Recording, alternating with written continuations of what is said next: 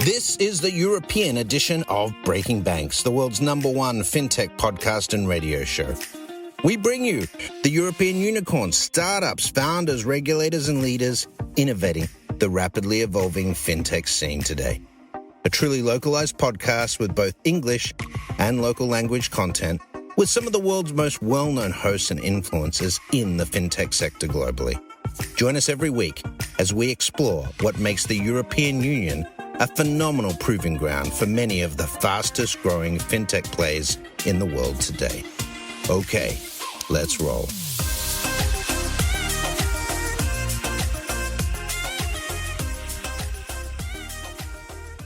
Hello, everyone.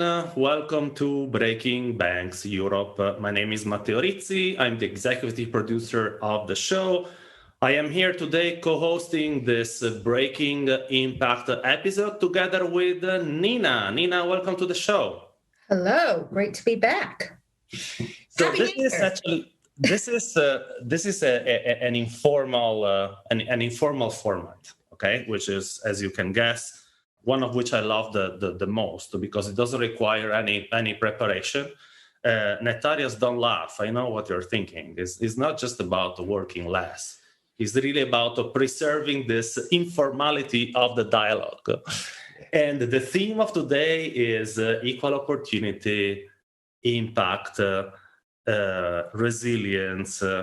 And as I said, this is show number 3. We have a newcomer that I'm going to introduce in a minute, but also Leyla and Anino, who were part of the previous show. So I would love Nektarios, my friend, to introduce yourself a little bit. Tell us what you have been up to and how are you? Welcome to the show. Hello, thank you for having me. You asked multiple questions in one, so I need to figure out how to sequence them. I'm Nektarios. I'm Matteo's ex-husband.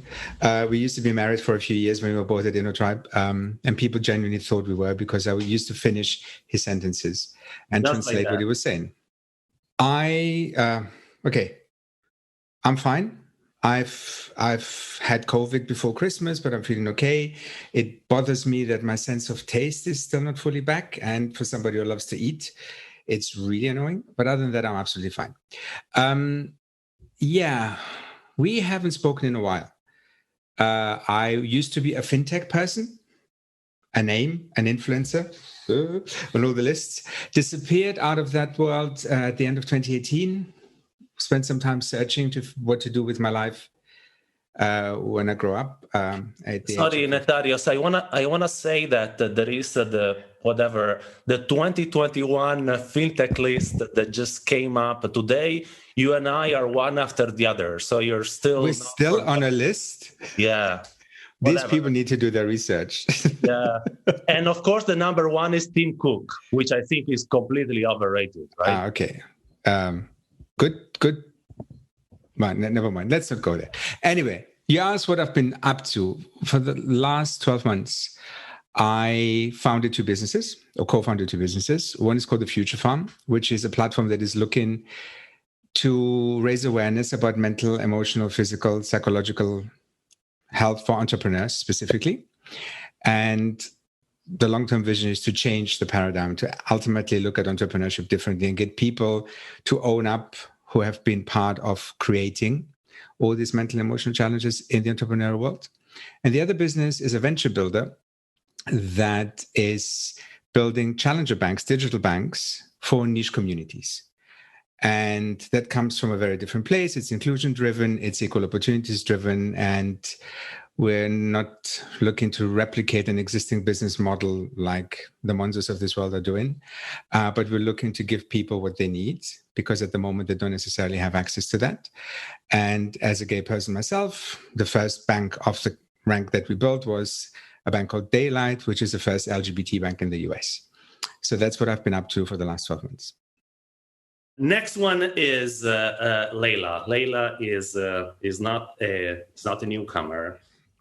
Recently, she has been in the news everywhere on the web as the first director of Black female. I don't know if it's the first of all. So it's the first rector, likely, right? Rector. It's a whole different role. Now you're frozen. Oh. You were saying, Leyla, sorry, yes? So it's not director, it's the new rector of St. Andrews. It's the highest position in academia. Amen. Exactly that I wanted to say. So I'm not an academic, by the way. I like to put that out there. So tell us all about it, and also a little bit of context of what else you have been up to since our last show. Yeah. Thank you for having me back again. So I'm Leyla Hussein. My background, I'm actually a psychotherapist. I worked with women and girls who have been affected by a practice called female genital mutilation, and I specialize in violence against women and girls specifically. I set up the Dahlia Project a couple of years ago, which is a specialized counseling service for FGM survivors. Then set it up Magol, which is kind of similar what Nektarios does similar. So I set it up a company that develops emotional well-being tools for frontline activists, because I was an activist, but I was having burnouts, having breakdowns, because when you're in a position of wanting to change, it comes with a price. And actually, even in a spirit of being very open here, even today, I have been ill for the last few weeks because of those burnouts and tiredness. I have a condition called fibromyalgia, which I've been dealing with for many, many years. Because of that, it led me to really start creating tools for activists to really ensure their physical well-being and social well-being it's taken care of. So I've done some work with the WHO, the UN, many organizations who directly work with activists.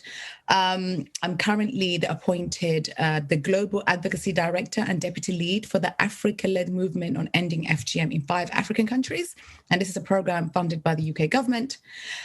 And my current role, which Matteo mentioned, which is the new appointed rector of the University of St. Andrews. So those of you who don't know what a rector is, by the way, I did not have a clue what it was until I was actually approached about it. I spoke at St. Andrews a few times, and when so the students appoint you. So there's an election. It's very like a proper governmental election. That's how it is. So you have to go against other people. We have to develop a manifesto.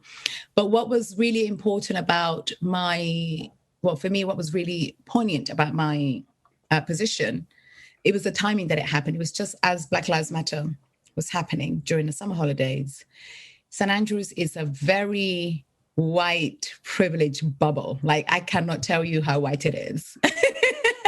And to have white young people vote for the first Black woman in over 600 years. They never had a Black woman ever. And to have been elected by white young people who come from privileged homes was a big statement, because one, it gave me hope that because there was a time when I was scared to be around white people. It was like, okay, are they all racist? Because, we need to, it got that scary. But to see a younger generation who have a whole different view, who really want to change, to have me there was really a big deal. So my role is to really advocate for the students, but also to work very closely with the high positions of the university. And so that's really what my role is. And actually today was my first, so I chair the court meetings, which is the most important meetings at the university. So I'm chairing those meetings now. So today was actually my first one. It went really well. No one, my network was working totally fine, but that's the kind of things we now require for meetings. Like, am I going to drop off? Is the internet going to go off? Am I going to call out the wrong people? So it went really well. And the university has been great with me. They've been very welcoming and preparing me and are willing to have a very honest conversation about the very difficult, terrible things that are happening at the university as well. So yeah, that's where I'm at right now. And I'm back in London. I was away in Kenya. I'm very sad to be back in this cold weather. I'm hoping to go back very soon. I can say from firsthand experience following Leyla on Instagram that I was very, very jealous of her time in Kenya the past few months. Oh, I need to add you to my private stories. Ooh. Then that would have been a whole different situation. Then I really would have been jealous. Yeah, you only saw the little glimpse. Oh, the stories were like, perfect. My friends were like, we're going to move. I'm going to be spending, because of my current new role, so I will have basically 3 bases. I'll be based in London, Scotland, and Nairobi, Kenya. Amazing. Yeah. Well, Similarly, our next guest is Dr. Anino. And Dr. Anino is also multi-hyphenated, like our other two guests, Nektarios and Leyla. She is the founder and managing director of Avandis Consulting, which operates in both France and Nigeria. And please correct me if I'm wrong or if I'm leaving anything out. She also convenes several networks, including the African Women CEO Network, leads the Power Breakfast series for women CEOs, and also is on the boards or a mentor for the Quartier Women Initiatives and the Cherie Blair Foundation. Whew, say that to me. Did I miss anything else? Tell us about what you've been up to, Anino. Well, first of all, thank you very much, Matteo and Nina, for having me here today. It was quite a few months ago. We were here with Leyla and Sulema, and it's interesting that, so much has happened since then. We are again into the second phase of lockdown, and it's like, gosh, what has happened, all those many years. But reading out my bio is actually interesting because it reminds me of what has happened, in my professional life in all those months. And I think that it's important because it sort of tells us that despite what has been happening in terms of health and in terms of working from home and all of that, that there's still a lot that is happening. And I'll just tell just a few things. On my part, yes, you talked about convening communities of women. I also am the founder of 100 Women at Davos, which we created about 2 years ago, but it became 100 Women in January of last year. Now, this year, we have the Davos agenda, and we actually are hosting quite a big event with 15 global speakers at the event. And our keynote speaker, actually, it's really interesting. She's Dr. Etherian Kuzan, and she was the ex-executive director for the World Food Program appointed by President Obama. Now, I had a picture, and this is actually quite interesting. I had a picture now exactly today, on the 22nd of January, 2020. I was in Davos. Not just that, listen.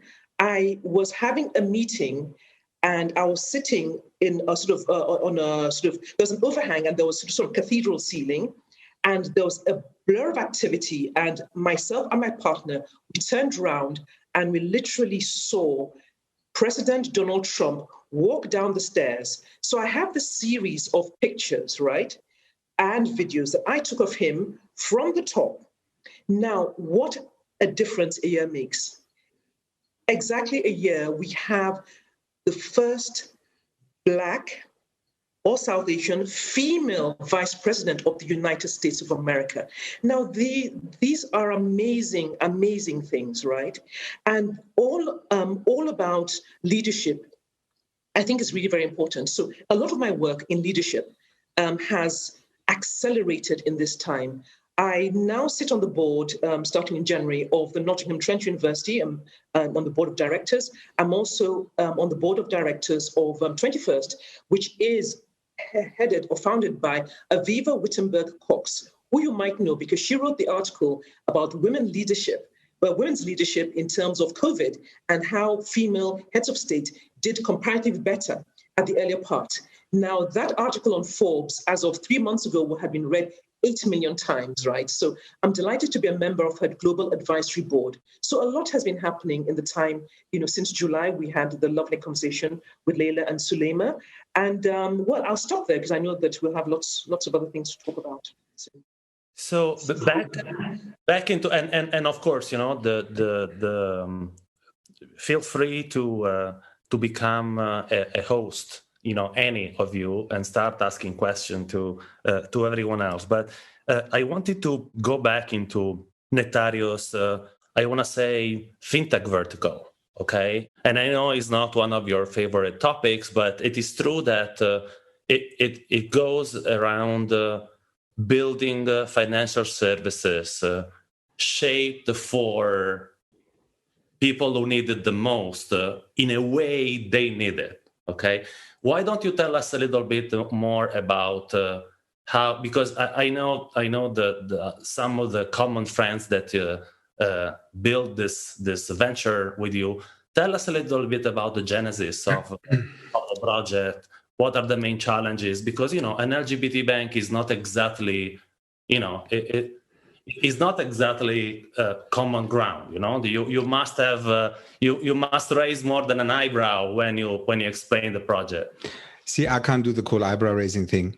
So it would have been nice if I could just lift one eyebrow, but I can't. I'm also feeling wholly inadequate having had all your amazing bios.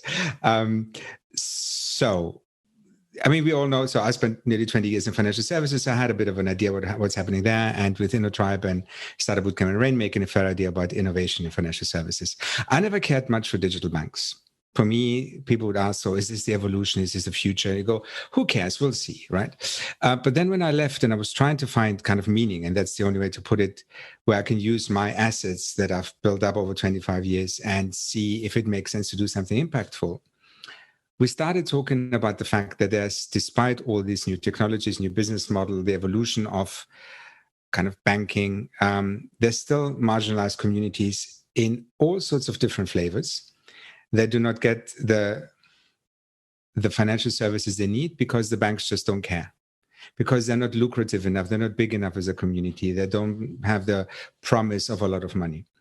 So that's the one angle. The other one is, if you look at how all these new banks are being built, there's no recognition on behaviors. I mean, people talk about behavioral science and people talk about the kind of the importance of data, etc.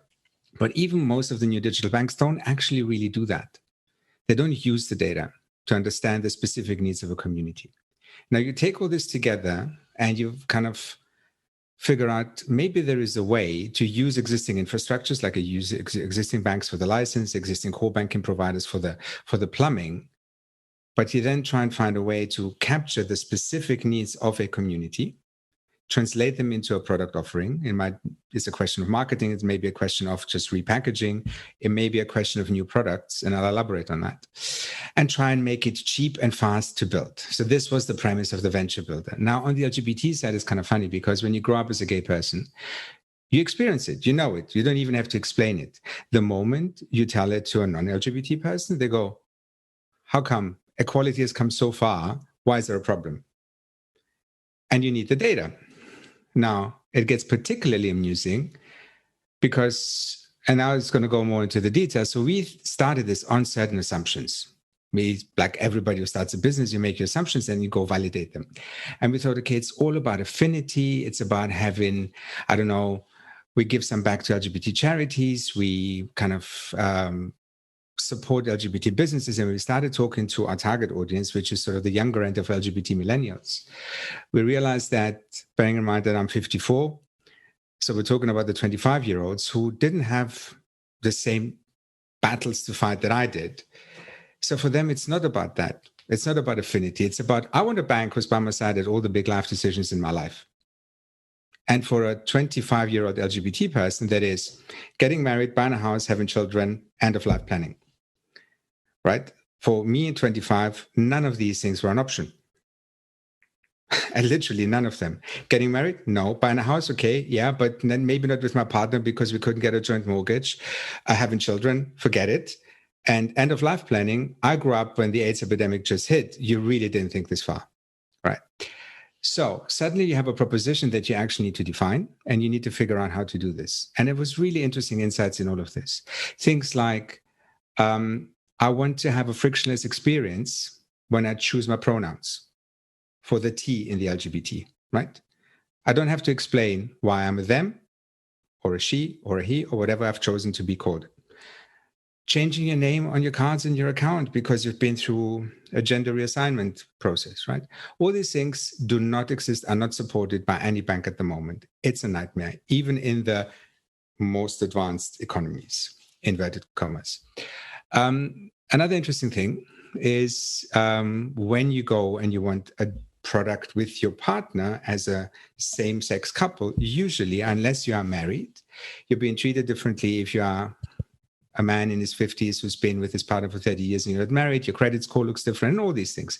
So it's a whole raft of things. The most interesting insight for me was when you ask young people about their attitudes towards financial advice, they'd rather get financial advice from another LGBT person than from a professional financial advisor. So there was a peer advice mechanism that we needed to build into the product. So all this to say, it's been really interesting on the one side to go through this experience defining the different facets of what it should look like, then trying to find a bank that can actually support it. Because, for instance, there are no products at the moment for loans for surrogacy. There's not a single bank in the world who has a dedicated product that understands the specifics of surrogacy. And then explaining to potential funding partners, because this is a venture-driven business, that they need to invest into something that's going to be lucrative, but also that there's actually a problem. I don't know if I was ranting because I get quite emotional about the subject. Do you know, thank you for sharing that, actually, because but do you have any hope things are going to be progressing for better? Because I see that in my work. Like, yes, I was somebody who was mutilated at a very young age, and it's still ongoing. But there's a generation who hopefully won't understand what it was like to be under that risk. And I wonder, I think the word that kept coming up for me was like, do you have hope? You wouldn't be doing this if you didn't have the hope, right? Yeah. And there is something there about creating a platform that allows other communities to do the same thing to their needs. The moment we started talking to the market about this engine, suddenly there was like, we were talking to this Black entrepreneur in the US who was building a different business, as you said, in the summer with BLM. He just came to us and said, hey, I want to build a Black Lives Matter driven bank for my community, which in his case was African-American millennials. We've been talking to a woman whose brother is on the autistic spectrum. So she was saying, look, people with neurodiverse behaviors have different needs. Maybe we can build something to cater for that. And you take any kind of community that you can package in a way that has specific needs and build something towards this. The hope piece comes in where you think that financial empowerment, financial education and empowerment is a factor for change. So removing the friction and removing the inequality in that experience removes one element of oppression, for want of a better word, right? So that's where the hope is. This is why the whole thing for me is driven. It's more of a passion thing, and I'm ultimately just an advisor to the individual businesses that come out of this. But creating the engine that anybody can come and say, you know what, a bank would never build a different user experience because I need to have checkpoints because of potential compulsive or impulsive behaviors. They don't care, because what if I have 200 users that need that? It's going to cost me too much to implement this. But if you can do this cheaply, maybe yes. So it gives me hope. It gives me hope. But of course, I'm talking also, I mean, we deliberately launched this in the US because there's a higher kind of, first of all, there is already more equality, more visibility of LGBT, but also just a higher kind of number of people, bigger population we can address. I would not look to do this in Russia, right? Of course, because you have to look at the risk factor there, don't you? Yeah. I would like to add to what Nektarios has said in general, in terms of the role of fintech in promoting inclusion. In a different way. First of all, the issue of hope that Leyla raised. I had a mentor who says hope is not a strategy, and I think we understand what that means. That essentially that it's something that we're working on. So there is hope, and as Nektarios has said, there is hope because you're doing something about it, and that's what actually makes change happen. So yes, there is hope. And there's sensitivity in terms of, you try and look at the sort of low-hanging fruits first and start from there and then extend it, to other areas, hopefully. Now, just talking about fintech and inclusion, my world, I started out in the banking industry. I wanted to be an investment banker. After studying economics, I then went to work with Citibank as a corporate banker. And now here I was in Africa, at the age of 23, and I had a portfolio of millions of dollars. I would, write loans of millions of dollars for big institutions. Now, look at it. You have these big institutions and you're lending to them. You're in Africa. What about the smaller businesses? There was a gap, and that led me to start to look at entrepreneurial lending, and that's where I did my doctoral studies. So there was the issue of financial exclusion, which fintech began to address. So, the issue of banking, traditional banks not addressing, many of these communities of gaps and all of that, we do experience them. And of course, Leyla, we have lots to say on women, so we won't even start that. So I think that fintech has had this fantastic role using data, using low cost and the ability to roll out, and it has a long way to go. I think it's still in the early stages. Thank you, Anino. So we are actually getting closer to the first half. So stay with us, guys. We're going to break for a couple of minutes, and stay with us for the second part of the show. Thank you. The FTS Group builds innovation ecosystems. We engage incumbents, investors, entrepreneurs, technology partners, and regulators to build trusted and connected fintech tribes around the world. We firmly believe that innovation in financial services will truly improve people's lives. Learn more on ftsgroup.eu.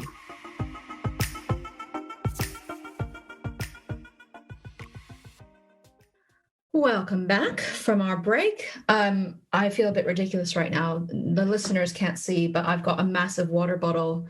This is Don't worry, you're not on your own. This is your post-break reminder to drink more water. And that was one of my resolutions for 2021.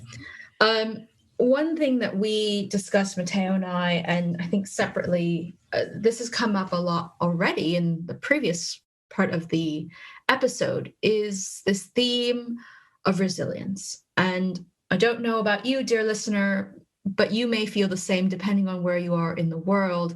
Here in the UK, we are in our 3rd, 4th, 50th lockdown. It's the 3rd. Nektarios has kindly informed me it's the 3rd lockdown.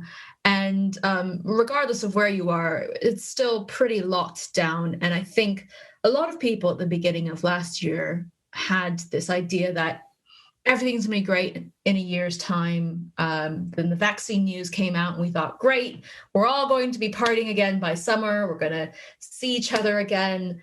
And it still doesn't quite feel like that. And so it has come up a lot for me in the context of financial resilience, but just emotional and physical resilience as well. And I know, Leyla, you touched earlier about living with fibromyalgia. I have been dealing with anxiety and trying to get through, being under lockdown. Nektarios, I know that you work a lot with other founders, and I imagine it's a very stressful time to be a founder. It's already stressful to be a founder in normal times, but add a pandemic and a recession on top of it, and I imagine that compounds. And Anino, I know I also follow Anino on Instagram. You posted recently about the fact that you were finally able to see your family in one place, but that was such a rare and delightful joy to have in this past year. And so I really want to discuss resilience and how you have been thinking about it, and if it's changed from the way that you maybe thought of it pre-pandemic to now. I saw a really great illustration, and it was this woman is a cartoon, and she's lying on the floor, and there's something like oozing out of her, and the caption was, whatever the thing it is that humans have to get us through the hard times, I'm running out of. And that very much spoke to me. So I wonder how you're feeling about staying resilient until we see this through. And what does resilience look like moving forward? It's interesting that my team and I have been developing a do no harm framework for the organization we're going to be with. So how do we ensure we're not harming anybody while we do this work? And we had a little deep dive into the word resilient, because I think sometimes that word is glamorized and it worries me. I don't want to be resilient anymore. Can I swear on this podcast? Yes. I just don't want to get fucked over anymore. Yeah. Those in charge, stop fucking people over. So I don't have to be resilient, because being resilient is super exhausting. So there's a sense of especially if I speak in the context of being a Black woman, Africans, the first thing we get told, oh, you're such a strong, resilient Black woman. I'm like, you know what? Shall I tell you why I had to become resilient? Because it wasn't fun. So there's I think I'm coming to another side of this conversation where I'm very mindful that it shouldn't be glamorized or raised as a great thing. I think we need to start going back and ask, why are people resilient? What the hell is happening where they have to be resilient? What system is in place where we have to continuously, if I speak from my own experience, undergoing FGM at the age of 7, then becoming a refugee at the age of 12, getting pregnant at 21 with no school education, and then had to go on benefits, where I was a single mom. So it felt like I have been resilient enough. It's like I'm done. That's where I'm at with resilience right now. However, I think for me, we need to start looking at, how do we ensure people are not put in that position? I think that's really, really important. I'm very mindful of that right now, because human beings, we have a limit. And I think right now we have reached that point where it's just like, I'm done. I don't want to be resilient anymore. That's what I know. I can speak for myself. That's where I reached. And I wanted to start thinking about, I don't want to put people. So when we're looking at this do no harm framework, it's not just harming people. Let's not put anybody in a position where they have to be strong or resilient the whole time. Because resilience falls on the victim all the time, the person who's been harmed. We never think about who's put that person in a position where they had to be resilient. Yeah. So that's my rant about resilience. Have you, Ali Wong is a comedian. Highly recommend her. She has a special on Netflix. Yep. And she talks about it in the context of Sheryl Sandberg's book, Lean In. But she says, I don't want to lean in. I want to lay down. Yeah. No, I get it. It's kind of a similar kind of feeling. I don't want to be resilient. I want... leave me alone. That's where I'm at. Just stop doing things to mess up my world. Stop doing it. It's our politicians have put us in this position because they just don't know what the fuck they're doing. So we have to be resilient now to cope with this. Yeah. Nektarios, I saw you nodding along. I imagine you have some thoughts on this. So I have a personal view, and I also have a sort of outside kind of meta view, right? So the word is loaded, right? And it comes with all sorts of implications and associations, including the glamorization. We started talking about, actually, on our content platform, we also kind of had pieces on kind of practically resilience is not everything. Let's not talk about this in that way. But also we started talking about anti-fragility, which is a very different thing. But ultimately, all this is philosophical, it's theoretical, it's conceptual. When lockdown hit last year, I didn't realize until I listened to a Brené Brown podcast that I was grieving, right? Yes. And there was this moment where I realized, because I lost my dad not that long ago, and I actually lost my mom during the lockdown. And I realized this was all compounding the grief, because I had to let go of all the things that I cared about. There was people, but there was also the stuff that I love about London, which is travel, eating out, and culture. And it all stopped over 24 hours, right? And it took me a couple of months until I actually understood what was happening. And then I lent into it. I just accepted reality, and I became very non-committing about my plans. It's like I planned something, but I also kind of started building a mechanism. If it doesn't work out, it doesn't work out, because the world has changed and I have no control over it. So why should I worry? Right? And opportunities came up, and it's been a very bizarre experience. But the key thing, and this is something that for me is important, the way you learn to deal with these things is you need to develop a practice of introspection and checking yourself, understanding what's going on, trying to develop a language to articulate what was going on. A lot of people don't have that.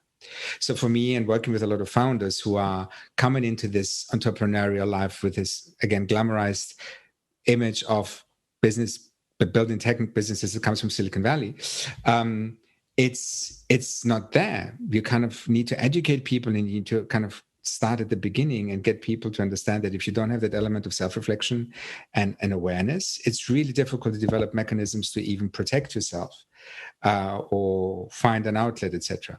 But very topically, yesterday or the day before, Tom Blomfield, the founder of Monzo, announced that he's leaving, right? And he very kind of very simply describes that he actually started struggling with this at the beginning of lockdown last year. And then his board convinced him to move away from the CEO role, but stay on as a president or chairman or something. And even that got too much. So he decided, I'm drawing the line here. Now, that's a story in itself, right? One of the superstar unicorn fintech founders in the UK, right? Mm-hmm. But I was having a conversation with somebody about this, and they said, why doesn't he just suck it up? He's got a responsibility, right? And you go, that's not a singular, that's not an isolated opinion. There's also an element of, which goes back to, if you build a business, you have to be strong enough, you have to see this through. And the number of people we see struggling in all different manifestations. Nina, you mentioned anxiety earlier. You talk to people, and for some people, for a lot of people, anxiety is not a thing. It's a word, but it's not something that you're suffering from, because you don't have a disease. You don't have something that is medically understandable in the same way as you lost a leg, right? Yeah. But trying to get people to understand and recognize that mental, emotional, psychological challenges are real, but often they also translate into physical symptoms on top of that. There's a lot of work to be done. So I may have not been kind of coherent in what I said, but the point in all of this is that... You were very clear. Thank you for sharing. Okay, thank you. Yeah. I was going to add, I'm pretty open about the fact that I see a therapist every week, and we kind of speak about everything, anything. And I remember when I went home and I told my parents, and they're like, why do you need a therapist? You don't need a therapist. Everything's fine. And it's all in Asian culture, it's very frowned upon to have emotions, just full stop, to have any emotions, but you definitely don't talk about the emotions if you have them. And so they just could not wrap their heads around why I was feeling anxious. They're like, well, just work, just get through it. And trying to explain, like, I've got a lot of anger, I've got a lot of anxiety, all of these things that have compounded over the years. I totally see that. And I'm, very proud. I don't know him personally, but I'm proud of Tom for being so frank and open, because it sets a good example, I think, for other entrepreneurs moving forward. Anino, you had something to add. Oh, yeah, I think you're on mute. Yes, I think that what we have seen, well, right at the beginning of the lockdown, there was a lot of focus in terms of, there was obviously health, but, like Nektarios, I work with entrepreneurs, so there was a lot of focus on the businesses, how are people's businesses going to survive, and people with jobs and all of that. So it was all about the physicality of survival right at the very beginning. Mm-hmm. And then what we did find is that, and I think today we've all sort of matured in understanding issues to do with mental health. Because up until now, mental health was something like any other, shall we say, affliction, which affects those, who have the certain thing, right? But what we're actually having is, is a pandemic in mental health right now. And it has shown how external stimulus, right, is also a huge factor in mental health. So when we started at the beginning, right, with looking at, the jobs and, businesses carrying on, etc., and then we found, because we had our first, shall we say, the first event we held for female entrepreneurs, which was early in April. Literally, the minute lockdown was called, we set it up and it became global. We I think in 3 weeks we had it up and running. And then we did all of that. I mean, I myself, I work on strategy and finance, all those hard skills. But then we started working on the softer side. And what we found, by the time we got to December, we're looking at things to do with, people's mental health, right? And it wasn't mental health in terms of, do you have, an issue per se, but that we are all susceptible, right? And sometimes you don't even realize it. So we had one session, for example, we had a mindfulness expert, and we actually did online, a gratitude circle, so that was an exercise. And this was a global thing. And so I think that when we go back to the word resilience, you talked about it, and Leyla, I mean, we've all talked about it now, but I think the one thing where we have a problem with the word resilient is backward looking. That is, you can say you're resilient after the issue has been solved. That is bouncing back. That is survival and all of that. But what about the process? How did you get to be able to bounce back? And so I'm talking about resilience when you're starting to suffer from the issue. It's not very helpful. You're saying, how do I survive? How do I deal with this? How, it's after you've dealt with it, you can then say, you were resilient. I coped with it, I'm not sure what everybody else thinks about that. No, I couldn't. I couldn't agree more. That really is the issue. I think it's how it's used is also the big issue. But I also wanted to add someone who's been advocating for this work, with activists and those who work in aid environment. One of the things I'm doing especially with directors, those in senior positions, I said, you guys need to model the well-being. Because if you guys are not doing it, if you're not taking time off or expressing how you're really feeling, that's why I'm so happy to hear about, the founder of Monzo, that, he was so public about it, because I think a lot of people are feeling like that. But there's a sense of, if you're in a senior position, you have to keep everything together. And the moment, and I'm saying this as a leader myself, as a founder, me being vulnerable about my struggles and my mental health struggles has helped my whole team. We created safe spaces for Black women during the lockdown, and it's still ongoing. And within that group, we created mental health policy. So if somebody is feeling down, all they have to do is just message, text. They don't have to explain why. If you can't, because it's really difficult times. We had PMS Day, because PMS is a real mental health condition for women that no one talks about. So we actually put in a policy where no one has to explain. The women don't need to explain. It's there to say PMS Day, that's it.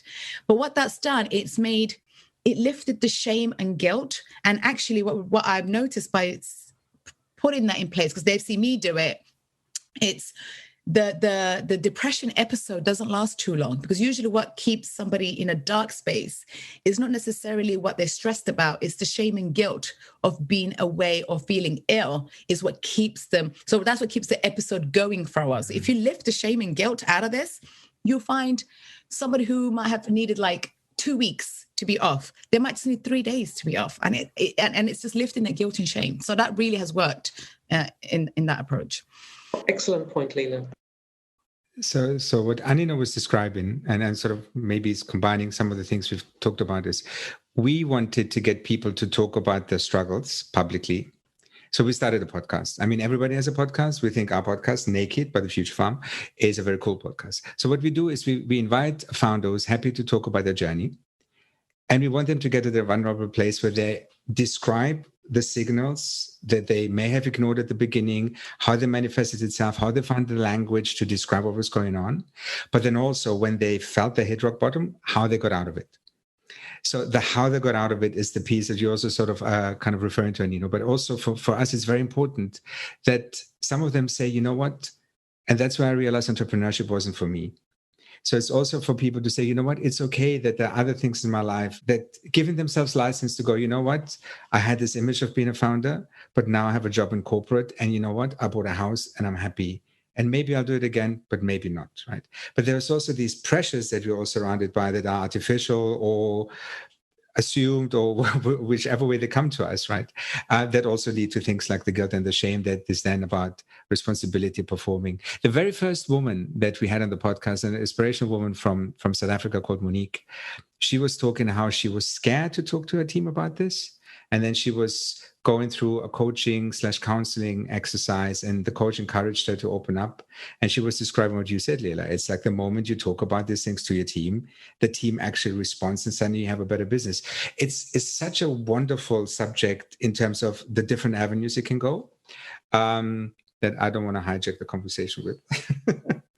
No, next. Thank you. Thank you so much. I actually wanted to share something, personal and strongly related to what Leyla was saying about, I'm fed up with being resilient, because and it's the fact that in 2020, but beside the fact that, an anecdote that 3 out of the 5 faces that you see in the screen got COVID, which I think is already interesting, on the statistical point of view.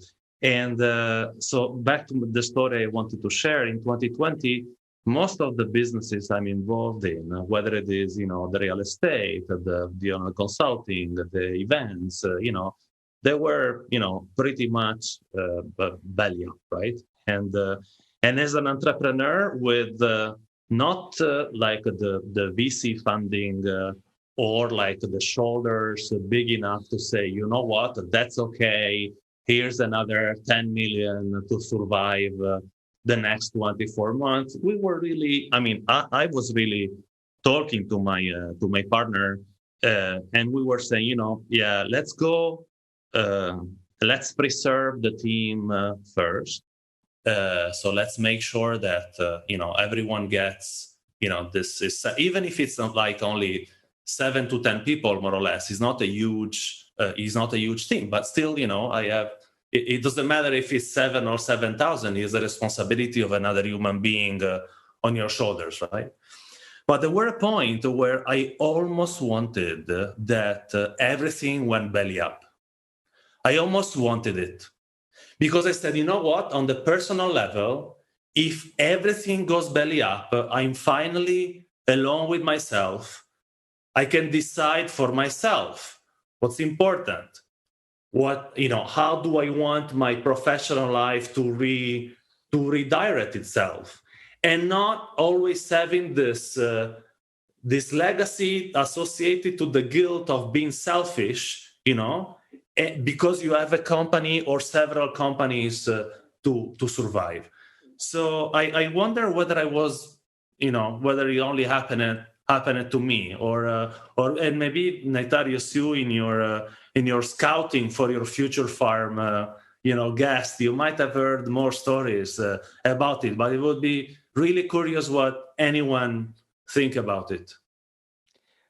Let me respond first, because you mentioned this. I think, first of all, it's wonderful to see that deep down inside, for everybody who knows Matteo, this is the actual introvert Matteo coming through. Because everybody knows Matteo as this person who's out there and talks a lot. And yeah, you're a little introvert. Just leave me alone with my thoughts and no other people, and I'll be happy. But it's a natural response.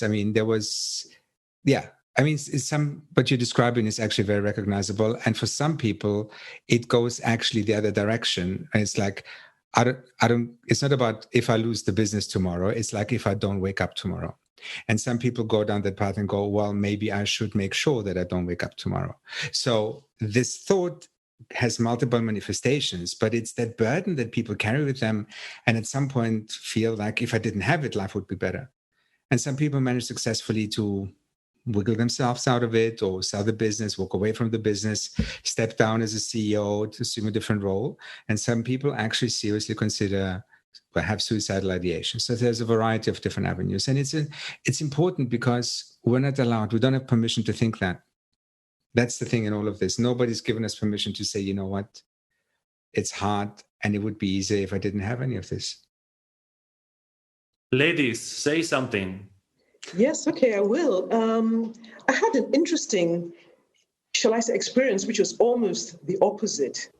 So we had opened up a small office in Lagos, and then, with all what was happening, even before lockdown was announced in Europe, which of course was ahead of Africa. I was working in France. I said, no, we need to shut down the office. So we shut down the office before lockdown was announced. And my concern was that it might be difficult to procure, basic goods, right? Basic groceries, for staff. So we did an allowance for staff, right? So that they could, one-off allowance could procure certain groceries, dry groceries, and all of that. And no one knew how long it would take. A couple of months of lockdown. China was about coming out of lockdown, 2-3 months, but anyway. And our work, of course, is supporting entrepreneurs. So we are, putting out all the materials. We're doing seminars, we're doing training, we're having mastermind groups, supporting, okay? And it's all about their survival. And I had, to think of my staff. But as things would have, as things happened, we carried on. And one day, a member of my staff turned to me in the middle of our meeting, or at the end of our meeting, and said, I want to ask about you. And I thought that was amazing because, as a leader, you're thinking about your business, about your staff, about your clients, right? And your responsibility. And yourself is about yourself in your own time. But she actually turned around and said, my goodness, I want to think about, how about you? So, it's amazing how sometimes, these kind of things happen as well. Yeah, I think what I'm hearing is, as leaders in these positions, we forget that we're actually human beings and we need to be showing our vulnerables. And it's lovely to be checked on. Actually, I during lockdown, I keep seeing these posts that said, check on your strong friends because they're suffering the most. And I was like, oh my God, that's so true. It's like, it's really true. And it made me think about actually a question a journalist asked me yesterday. And they wanted to hear this amazing response in terms of the question was, what lessons have you learned over the years of, being an activist and, now in academia and as a founder? And I said, I learned I need to take care of myself first. And he was taken back that I said this. He thought I was going to say, I learned so much by working in that village and, the people there taught me a lesson. That's what he was expecting me to say. And I said, I learned my sanity and physical safety. It's super important. And I actually need to embody that every space I walk into, because I said, if one thing we were taught by this virus and the lockdowns, that has to be number one. Because if you're a leader and you're not embodying that, then you're putting everybody else in danger. And but obviously he was expecting another answer. But even for him, he was like, oh yeah, he's a senior journalist, producer. And he said to me, actually, I never thought about that. I never thought about me taking care of myself has an impact on everything around me. So I'm glad, COVID in a way had to happen because it all led us to this conversation now. Because I hear more people talk about well-being and mental health than they've ever before. Yeah. Well, put your own oxygen mask first on the plane. Absolutely. Exactly. It's really so. Yeah. Yes, there's a reason you put your oxygen mask on first. Well, this has been a pleasure as always. I could see us going on for hours and hours and hours, but we will save that for the next episode of Breaking Impact. Thank you so much to our guests for joining us today. I'll go for Nektarios. Where can our listeners find out more about you and about Future Farm and all the work you're doing? The website is thefuturefarm.co. The podcast is called Naked by The Future Farm on all platforms. And my handle on all the platforms is Nektarios Liolios. So come and find me. Perfect. Leyla, where can our listeners find out more about you and the work you're doing, especially as the first Black woman director of St.Andrews? I went prepared in case you didn't notice, like the African Prince had to come out today. So you can go to my website, leilahussein.co.uk. So you'll find all the projects I'm working on there. If you go to Option Consultancy, where I'm doing my Africa-led movement currently, and all my social media handles at Leyla Hussein. Yeah. Perfect. And finally, last but certainly not least, Anino, where can our listeners find out more about you and the work you're doing and all the exciting things at Davos this year? All right. Well, follow me on LinkedIn at Dr. Anino Emuwa. You'll find a lot there. We're at 100 Women at Davos. We are at Africa Women CEOs, Avandis Consulting. We are on all the social media channels, not so much on Facebook. And my personal website will be up in a matter of weeks. Amazing. Well, thank you again for joining us from around the world. It's a pleasure as always. Thank you to our listeners for joining us. As always, don't forget to subscribe and leave us comments. Until next time, have a wonderful January. Thanks for listening to Breaking Banks Europe, a Provoke Media podcast in cooperation with FinTech Stage. Don't forget to tweet us out, shout out, or post to the team at Breaking Banks EU on Twitter. If there's something or someone you'd like to hear on our cast, let us know. See you next week on Breaking Banks Europe.